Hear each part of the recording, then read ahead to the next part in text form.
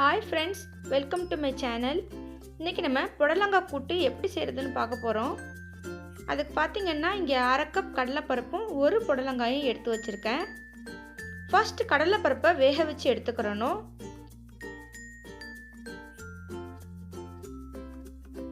நீங்கள் ஊற வைக்கிறதா இருந்தால் ஒரு 2 மணி நேரம் ஊற வச்சு எடுத்துட்டு அப்புறமா ஒரு 3 விசில் வச்சிங்கன்னா நல்லா வெந்துடும். இப்போ நம்ம தண்ணி ஊற்றி நல்லா கழுவி எடுத்துகிட்டு ப்ரெஷர் குக்கரில் நான் ஒரு 5 விசில் வச்சு எடுக்க போகிறேன். ஸோ இது ஊற வைக்காத கடலைப்பருப்புங்கிறதுனால ஒரு ப்ரெஷர் குக்கரில் நம்ம கடலைப்பருப்பை மாற்றிக்கிறலாம். கடலைப்பருப்பு பார்த்திங்கன்னா ரொம்ப கொலையெல்லாம் வெந்துடக்கூடாது. நம்ம கையில் எடுத்து நச்சாதான் கடலைப்பருப்பு நஞ்சு போகணும்.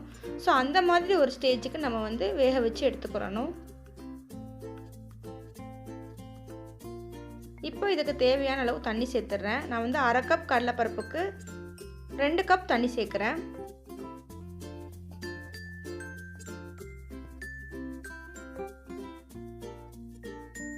இப்போ இதில் 1 டீஸ்பூன் உப்பும் கூட சேர்த்து நம்ம 4லேருந்து 5 விசில் வச்சு எடுத்துக்கிறலாம். ஸ்டவ் ஆன் பண்ணி நான் ப்ரெஷர் குக்கரை ஸ்டவ்வில் வச்சுட்டேன் பாருங்கள். ஸோ 5 விசிலுக்கு அப்புறமா பார்க்கலாம். இப்போது புடலங்காயை க்ளீன் பண்ணி எடுத்துக்கிறலாம். ஸோ புடலங்காயை இந்த மாதிரி ஒரு பீலர் வச்சு மேலே உள்ள அந்த ஸ்கின்னை ரிமூவ் பண்ணிடலாம். இப்போது புடலங்காயோட தொலியை எடுத்தாச்சு. இப்போ இது 2ஆக கட் பண்ணிக்கிறலாம். 2ஆக கட் பண்ணிவிட்டு பார்த்தீங்கன்னா நடுவில் பார்த்தீங்கன்னா இந்த மாதிரி விதைகள் இருக்கும். ஸோ அதையும் நீக்கிக்கிறலாம். எடுத்ததுக்கு அப்புறமா நம்ம கழுவி எடுத்துகிட்டு கட் பண்ணலாம். ஸோ கட் பண்ணிவிட்டு கழுகக்கூடாது. இந்த மாதிரி விதைகள் எடுத்ததோடையே நம்ம மொத்தமாக கழுவி எடுத்துகிட்டு அப்புறமா தான் நமக்கு தேவையான சைஸில் நம்ம கட் பண்ணி எடுத்துக்கிறணும்.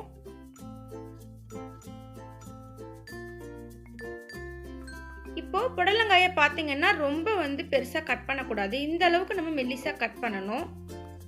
ஏன்னா நம்ம திருப்பி ப்ரெஷர் குக்கரில் வேக வைக்க போகிறது இல்லை. நம்ம கடலைப்பருப்பு கூடயே சேர்த்து வேக வைக்க போகிறோம். ஸோ சீக்கிரம் வேகணும்னா இந்த அளவுக்கு மெல்லிசாக நம்ம கட் பண்ணணும்.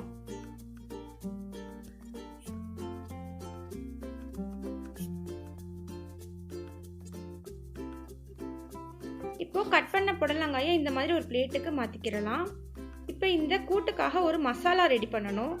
அதுக்கு பார்த்தீங்கன்னா இந்த மாதிரி ஒரு பாதி மூடி தேங்காயிலையும் அதுலேயும் பாதி போதும், அதாவது 1/4 பகுதி தேங்காய் போதும். இதை பொடியாக கட் பண்ணிக்கிறலாம். கட் பண்ண தேங்காயை ஒரு சின்ன மிக்ஸி ஜாருக்கு மாற்றிக்கிறலாம். ஸோ தேங்காய் இந்த அளவு எடுத்தால் போதும். இப்போ இதில் ஒரு கொத்து கருவேப்பிலை சேர்த்துக்கிறலாம். 2 பச்சை மிளகா. இப்போ இதில் நம்ம மிளகாய் பொடியெல்லாம் சேர்க்க போகிறதில்ல. காரம் உங்களுக்கு அதிகமாக வேணும்னா ஒன்று பச்சை மிளகா சேர்க்கணும். அப்படி இல்லைன்னா தாளிக்கும் போது காஞ்ச மிளகா எக்ஸ்ட்ரா சேர்க்கணும். இப்போ சின்ன வெங்காயம் ஒரு 6 எடுத்திருக்கேன். அதை இதில் கட் பண்ணி சேர்த்துக்கிறேன்.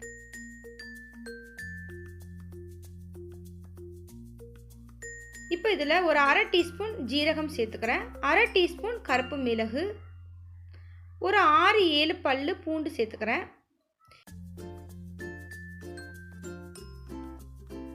இப்போ பாருங்கள், தேங்காயை இந்த மாதிரி அரைச்சிக்கிறணும். ரொம்ப பேஸ்ட்டாக அரைச்சிடக்கூடாது.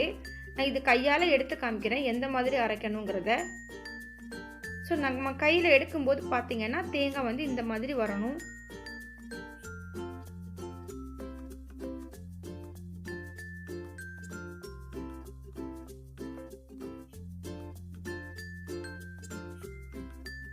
இப்போது கடலைப்பருப்பு வெந்துடுச்சு. இதை நம்ம ஓப்பன் பண்ணி பார்க்கலாம் எந்த அளவு வெந்திருக்குதுன்னு சொல்லிட்டு.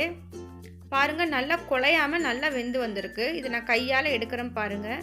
ஸோ கையால் எடுத்து இந்த மாதிரி நைக்கும்போது இந்த மாதிரி நையணும். ஸோ அந்த அளவுக்கு நம்ம இதை வேக வச்சு எடுத்துக்கிறணும்.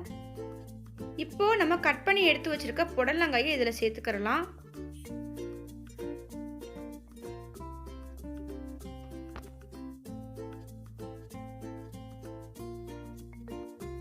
இப்போ இதில் ஒரு தக்காளி சேர்த்துக்கிறலாம். நல்லா பழுத்த தக்காளியாக சேர்த்துக்கிறங்க.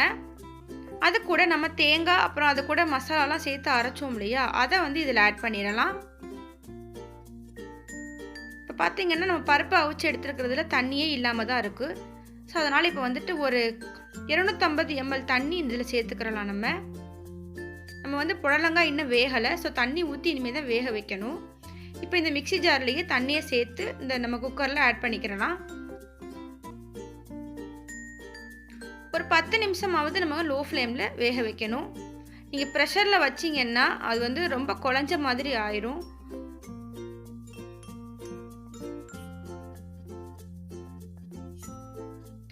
இப்போ நம்ம ஸ்டவ்வை ஆன் பண்ணி புடலங்காயை அடுப்பில் வச்சாச்சு. வச்சுட்டு இந்த டைம் நம்ம தேங்காய் எண்ணெய் சேர்க்கணும். இப்போ இதில் ஒரு 2 டீஸ்பூன் தேங்காய் எண்ணெய் சேர்த்துக்கிறேன். ஸோ இந்த மாதிரி சேர்க்கும்போது நமக்கு நல்ல ருசியாக இருக்கும், மணமாகவும் இருக்கும். இப்போ இதெல்லாம் சேர்த்து நம்ம 10 நிமிஷம் லோ ஃப்ளேமில் வேக வைக்கலாம். இதை நல்லா கலந்து விட்டுறலாம். இப்போ இதை ஒரு லிட்டு போட்டு கவர் பண்ணி விட்டுறலாம். ஸோ 10 நிமிஷம் கழிச்சு பார்க்கலாம் எப்படி வந்திருக்குதுன்னு சொல்லிட்டு. 10 நிமிஷம் ஆயிடுச்சு. இப்போ ஓப்பன் பண்ணி பார்க்கலாம். நல்லா வெந்திருக்கு. இப்போ இதுக்கு ஒரு தாளிப்பு ரெடி பண்ணணும். இப்போ ஒரு கடாயை சூடு பண்ணி அதில் ஒரு 2 டீஸ்பூன் தேங்காய் எண்ணெய் சேர்த்துக்கிறேன். ஸோ நீங்கள் தேங்காய் எண்ணெய் வேணான்னா இந்த இடத்துல நீங்கள் நம்ம ரெகுலராக யூஸ் பண்ணுற ரீஃபைன் ஆயில் சேர்த்துக்கிறலாம். அதில் ஒரு 1/4 டீஸ்பூன் பெருங்காயத்தூள் சேர்த்துருக்கேன். பெருங்காயத்தூள் நல்லா பொரிஞ்சதுக்கு அப்புறமா ஒரு 1/2 டீஸ்பூன் கடுகு சேர்த்துக்கிறேன். கடுகு நல்லா பொரிஞ்சதுக்கு அப்புறமா ஒரு 3லேருந்து 4 காஞ்ச மிளகா இந்த மாதிரி கிள்ளி சேர்த்துக்கிறலாம். கொஞ்சமாக கருவேப்பிலை. இப்போ இது எல்லாம் சேர்த்து நல்லா பொரியட்டும். ஸோ நம்ம வந்து சில்லி பவுடர் எதுவும் சேர்க்க போகிறதில்ல. அதனால் நீங்கள் காரம் அதிகமாக வேணும்னா இந்த இடத்துல நீங்கள் சில்லி வந்து சேர்த்துக்கிறலாம். இப்போ இதில் ஒரு பெரிய வெங்காயத்தை இந்த மாதிரி நீளமாக கட் பண்ணி சேர்த்துருக்கேன். இப்போ இது எல்லாத்தையும் சேர்த்து நல்லா வதக்கி விட்டுறலாம்.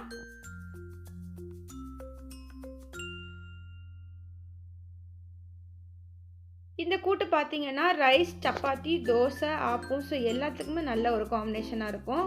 ஸோ ரொம்பவே ருசியான ஒரு கூட்டு இது. கண்டிப்பாக ட்ரை பண்ணுங்கள். இப்போ வெங்காயம் நல்லா வதங்கிடுச்சு. இப்போ நம்ம வேக வச்சு வச்சுருந்த இந்த புடலங்காய் பருப்பு இந்த கூட்டு இருக்கு இல்லையா, அதை வந்து இந்த தாளிப்பு இதில் சேர்த்துடலாம். சேர்த்து நல்லா மிக்ஸ் பண்ணி விட்டுறலாம். இந்த டைம் நீங்கள் உப்பு செக் பண்ணிக்கிறங்க. ஸோ இதுக்கு பார்த்தீங்கன்னா சைடிஷாக நல்லா காரமாக பார்த்தீங்கன்னா உருளைக்கிழங்கு பொடி மாஸ், அப்படி இல்லைன்னா உருளைக்கிழங்கு வறுவல், காலிஃப்ளவர் மசாலா, ஸோ அந்த மாதிரி சைடிஷாக எடுத்து சாப்பிட்டிங்கன்னா ஸோ ரொம்பவே நல்லாயிருக்கும். இப்போது நல்லா கலந்து விட்டுட்டேன். இந்த டைம் எனக்கு வந்து உப்பு கம்மியாக இருக்கிற மாதிரி இருந்தது. அதனால் 1/4 டீஸ்பூன் உப்பும் கூட சேர்த்து இதை ஒரு 2 நிமிஷம் லோ ஃப்ளேமில் நம்ம லிட்டு வச்சு கவர் பண்ணி நம்ம வந்து கொதிக்க வைக்கணும். ஸோ இப்போ நல்லா கொதிச்சிருச்சு பாருங்கள். இந்த டைம் நம்ம கொஞ்சமாக மல்லி இலை தூவி நம்ம ஸ்டவ் ஆஃப் பண்ணிடலாம். இப்போ சூப்பரான வந்து புடலங்காய் கூட்டு ரெடி ஆயிடுச்சு. கண்டிப்பாக ட்ரை பண்ணுங்கள். நம்ம சேனலை இது வரைக்கும் சப்ஸ்கிரைப் பண்ணாமல் பார்த்துக்கிட்டு இருக்கீங்கன்னா சப்ஸ்கிரைப் பண்ணிவிட்டு பாருங்கள். அப்படியே பக்கத்தில் உள்ள பெல் ஐக்கானையும் கிளிக் பண்ணுங்கள். அப்போ தான் நான் போடுற ஒவ்வொரு ரெசிபியும் உங்களுக்கு நோட்டிஃபிகேஷனாக வரும். உங்களுக்கு இந்த ரெசிபி பிடிச்சிருந்தா ஃபேமிலி அண்ட் ஃப்ரெண்ட்ஸுக்கு ஷேர் பண்ணுங்கள்.